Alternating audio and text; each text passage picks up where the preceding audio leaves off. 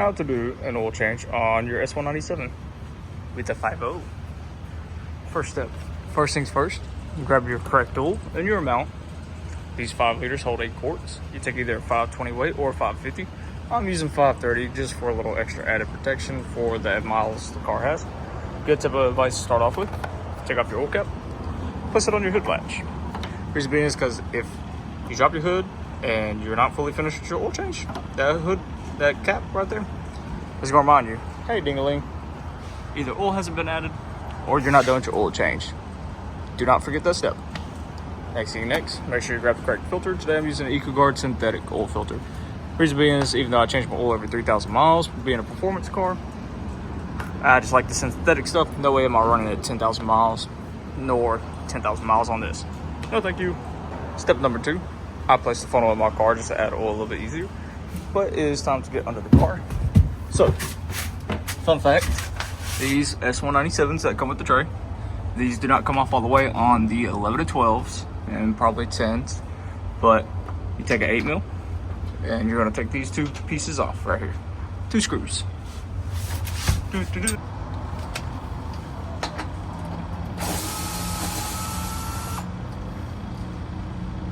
Sometimes your hardware gets stuck in the skid plate. That's okay. Set it where you won't lose it.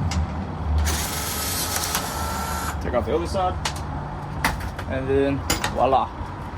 This is how you're going to gain access to your oil filter. Oil filters are located on the driver's side and by the front of the oil pan.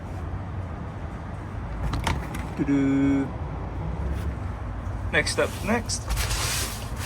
This generation of Ford typically comes with a 15mm Chevy style drain plug. I believe it's a 12x150, but you know, 15mm head. So grab your end wrench, ratchet, anything like that, and let's get cracking. So sometimes these will be a little rough. That's totally cool.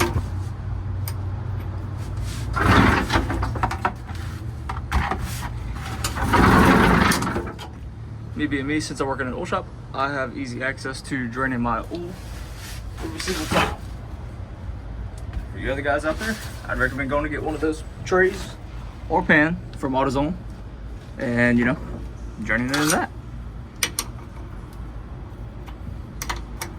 Oh yeah, definitely rough. So a good tip of advice too is to always change out your plug and gasket if you do have a rough oil pan. If you just have, you know, a good one, just change your gasket anyways, because these are one-time use gaskets typically. You never want to go back with the same metal gasket or plastic gasket or anything of that nature, because that will cause leaks. There we go. Now we're draining. I'm going to drain all 8 quarts.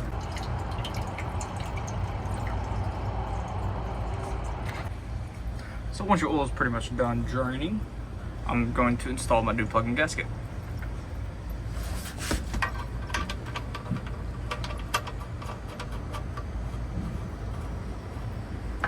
Get it as hand tight as I can.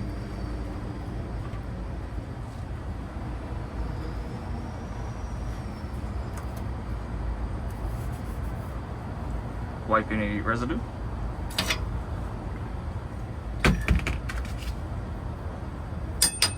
Box in.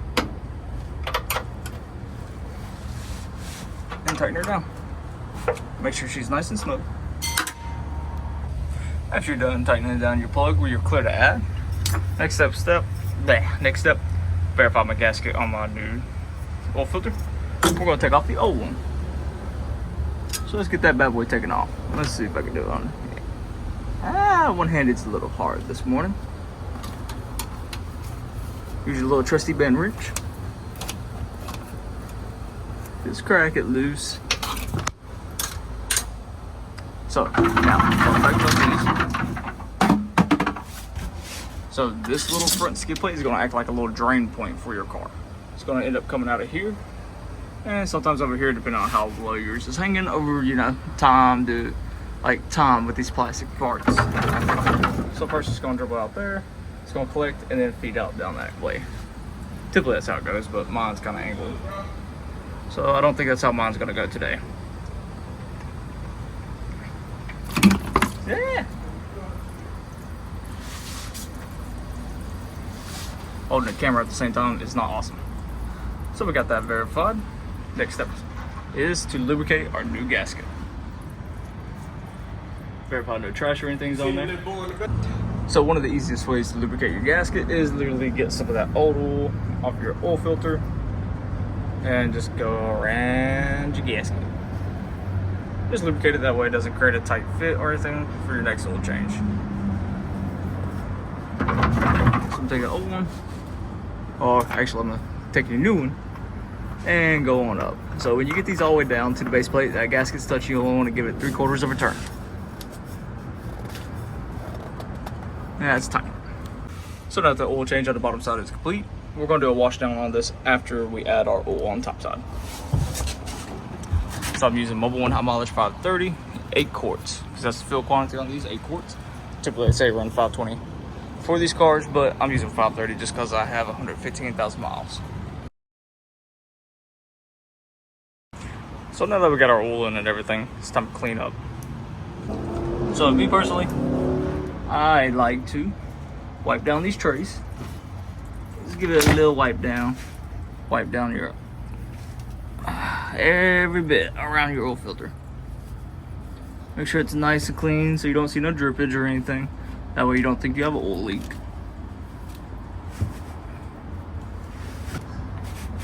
So when we wipe down, make sure she's nice and clean around the area where it drained.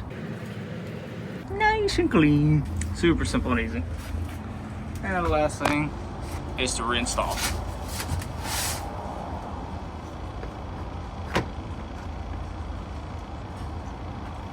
Place it up there by hand, and then do your next one. Take your 8mm and tighten her back up. So we got that nice cleaned. Old oil filters there. All of our oils over there. Now it's time for the crank up. Typically I always verify oil as well. Just gonna verify. Safer range. Wipey, wipey, wipey. Stick back in, let it sit for a second. And this is kind of sometimes, you know, the point where you won't see your dipstick. Verify that with yourself or your second person.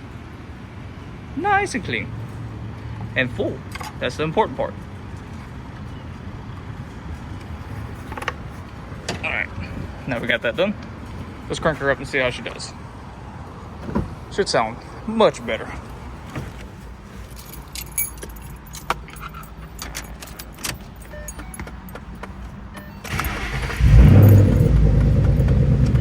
Shake, shake, shake, shake. She's... Yeah! Music, stop. Don't mind that, I'm low on gas. So we're gonna go over here. Oil light percentage.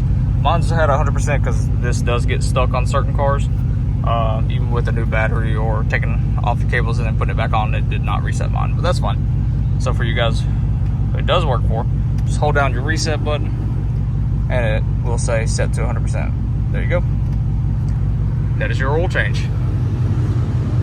Sounds so good in a shop.